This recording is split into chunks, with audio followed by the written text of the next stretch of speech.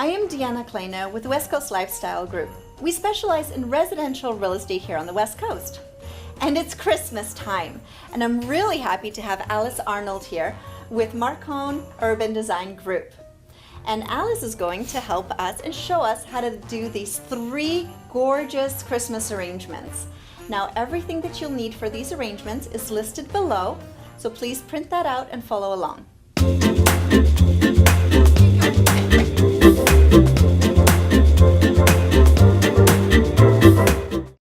Alice, thank you so much for joining us here today. Now, what is your favorite part of Christmas? You're looking at it. The decorations. It's all about bringing nature inside your house. You know, the texture and the colors and just, you know, setting a whole new environment for holidays with your family. I love it. That's beautiful. Mine is the presents. No, I'm just kidding. It's actually bringing people together and the family and the food and the wine. Definitely the wine. So what are we doing today?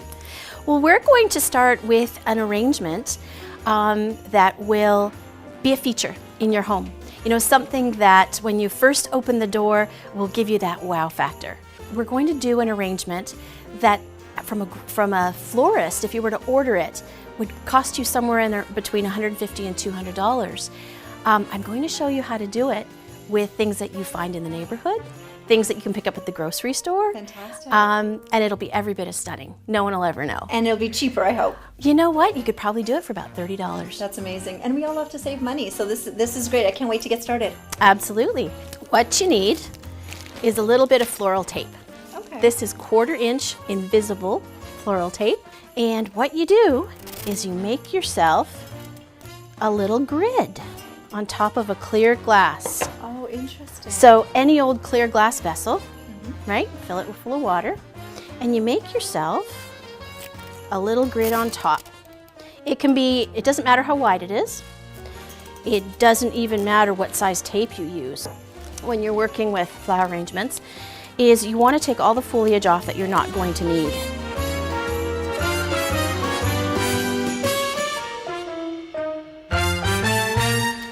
So what we're going to do is we're going to introduce our own greenery into this arrangement. Now keep in mind, one thing I probably should mention, which is really important, keep in mind that we're using white pine, we're using cedar, and we're using Douglas fir. All of these materials are readily available here in British Columbia, but I need to tell everyone that it's illegal to take anything out of public spaces or parks until we get a storm. You can find them on the ground. This time of year it gets really, really stormy. So we go collecting. As soon as there's a storm, we get very excited and we go out collecting. The huckleberry is very distinctive because it looks like a little shrub, but it's bright, bright, beautiful red. And the reason why we're going to put that in right now is it's going to act as a little bit of a support for some of our other blooms that we're going to put in. I want to talk a little bit about Christmas color because everybody knows that, you know, red, green, gold, but you know what? You can introduce some unexpected hues like this luscious pink. Isn't that amazing? It all has to do with the cost of flowers because most of these are imported and they're flown in overnight from places like South America and Australia. That's why they get so expensive.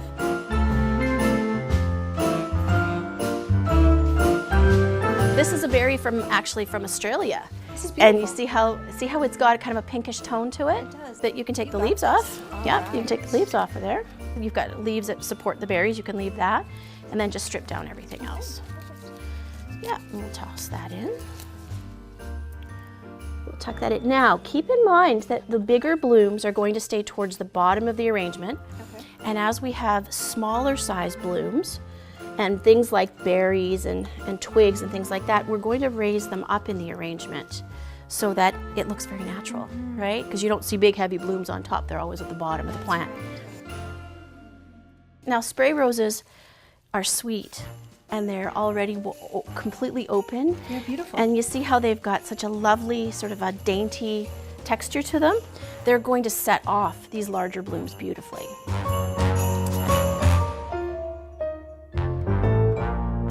This is skimmia. It's just a little bush. It's actually very pretty. It is evergreen, so it stays looking like this all the time. You can mix that in with pinks and reds and oranges.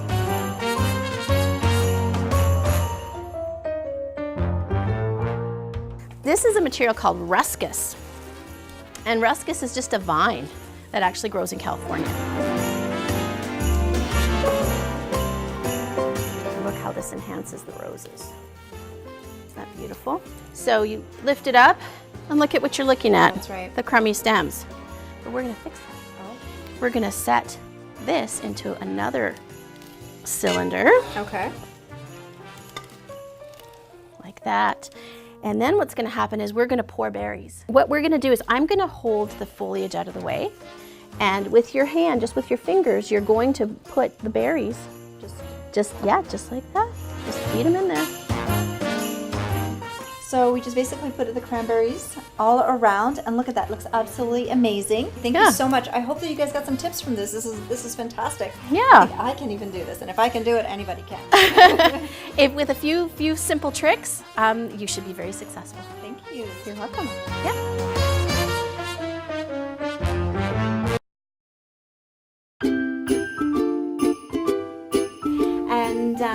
So now we're doing a second piece here, and it's going to be a tabletop arrangement, you know, for Christmas dinner, New Year's even, or actually any occasion that you can think of. This is something really quick and really simple that you can throw together any time of the year. My favorite part about this is you can use recycled materials. This is just a little straw wreath that has been sprayed green, and honestly, I got it at the thrift store. So again, one of the things that we're going to do for our tabletop arrangement is we're going to need a form. We're also going to need something that you're going to put your form on, because with these greens, once we cut them, they do leak sap, so you don't want it getting on your linens and you don't want it to stain your furniture. This is what we're going to use to tie all our greens onto our form. Again, centerpieces, if you order them custom, will run you anywhere between $80 and almost $200. Yeah, so we're gonna do one that's going to have fresh flowers and candles. We're gonna do both. You don't have to choose one or the other, and it's gonna look like $1 million. So Deanna is going to assist me with cutting. She's already pre-cut a lot of the greens. There's a whole different variety of greens that we're going to use. Again, our cedar, our pine, and we're going to cut them into little 5-inch pieces.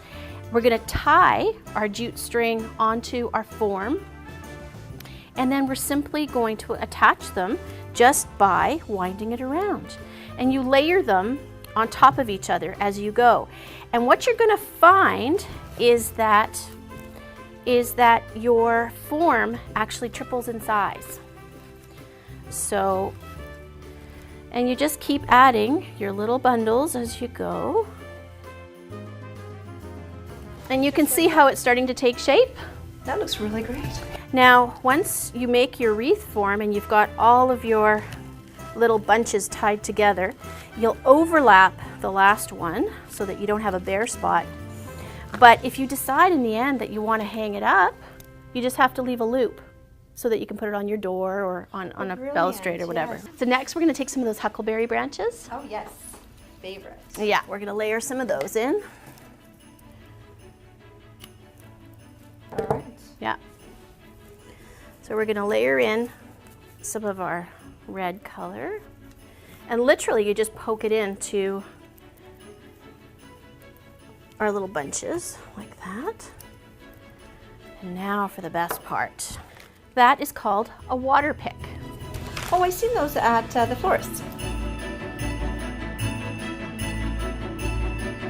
So the next thing we're going to do is we're going to tuck, before we tuck them into our greenery, we're going to have to give them their own little water supply. Oh yes, okay. Right?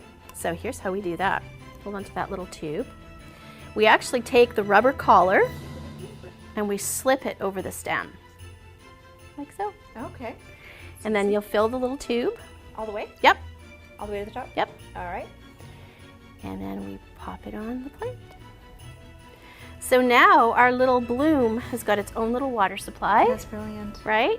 And we can layer it in to our arrangement. Wonderful. Stunning, right? Wow. Yeah, so let's do a few more. Okay. I think we're gonna do one more rose, yep, just to fill out our arrangement a little bit. We want something that's looking quite full. Perfect. Great.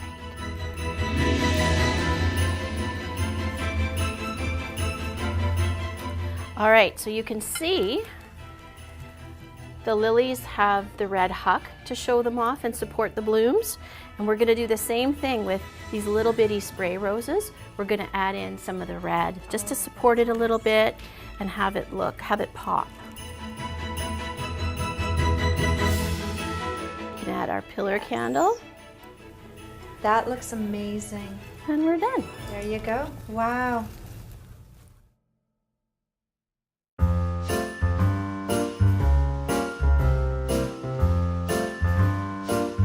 So we're going to do the showstopper now. Oh. This is going to be the front entry piece, the piece that sits by your door. Now, one thing that you have to realize is that the standard entry door is 6 foot 8 inches. So we're talking 7 feet tall, right? And what do you see outside people's homes? These itty bitty little pots. That's true. Right? And assortments of things. And by winter, they're already kind of dead flowers. Yeah, not much impact from right. the street. And so you want to greet your friends and family as they come up the walk, as they get out of their cars, as they look at the front facade of your home. So we need something quite grand, right? So this is where we get into the big stuff. Now, don't be intimidated. Even though it's something that's going to be large, it's actually the easiest one to make. Couple of things you're going to need, and that's a large container. Now, this doesn't have to be anything pricey. You know what? I just use a plain feed bucket from my horse barn, and Deanna's laughing because she recognizes this. I probably have one. That's right. So it can be anything. It can be a garbage can. It can be, you know, barrel or anything. Really even a box, right? Oh, It could even be a box. It doesn't even have to be round, but it does have to be tall. It has to be big. It has to have some presence. And this is where, in this particular project, scale is really what's important. Okay, it's one of the things that gets overlooked a lot. So back to our ingredients. Oh, so what we've done to hide whatever it is that our vessel is if you go to any of the landscape supply stores, garden centers, again, craft stores, for our arrangement, we're going to use some very simple and basic supplies. Again, available at nurseries. Or after a windstorm. Or after a windstorm. Birch logs. We're going to use an assortment of greenery. Again, we've got our fir, we've got our pine, we've got our huckleberry, and we're just going to arrange it so that it looks very natural, but it looks really inviting. You're going to need some weight in your vessel so that it doesn't blow over. And because it's going to be so tall, it's going to be a little bit top heavy. So like sand, what else would you suggest? Sand, stones, soil, you know, anything like that, just whatever you've got on hand, throw it in. If you're at all intimidated and you're not sure how to start, a really easy cheat is to get some chicken wire and just put a grid in the top. Right? Yes, the grid. Just fold your chicken wire, go to the hardware store, get a little square of chicken wire and put it in the top, and you've just made the exact same grid that we did with our flower arrangements. That was brilliant. Right? So it just all fits in and stays in place. And I'm going to start with our tallest element, which are these really, really great birch logs. Are you putting all of them in? Yeah. You're going to see these everywhere this season. I bought these at the floral supply, but I mean, if there is a windstorm, you could probably find them in your neighborhood. And we're gonna layer in our greens. Let's start with the fir. And there's really nothing complicated about this. You don't have to cut them, you don't have to trim them. That's okay. I'm gonna layer in some cedar now. It's all about the different textures. That's right. So now, because we've got two types of sort of the same variety of green, I'm gonna mix it up a little bit and throw some pine in. Do you wanna put some in on your side? Just on the inside or? Yep, as close to the logs as you can go. So you can see, you know, your vessel is about a third and your arrangement is going to be 2/3. And then when you've got the bones and the filler in, that's when we're going to start to play with some more of the decorative stuff. So these are beech twigs, and when you put those in, all of a sudden the birch logs don't look quite so stark. You know, they don't quite look like, they don't look quite so bare. Yeah, we're just going to tuck that way in at the bottom. Isn't that amazing? Then we're going to pop in some color with our berries.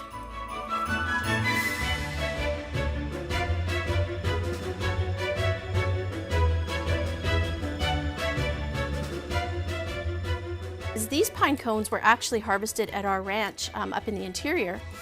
I've left them to dry out, and then I've just put wires on them. Right? So simple.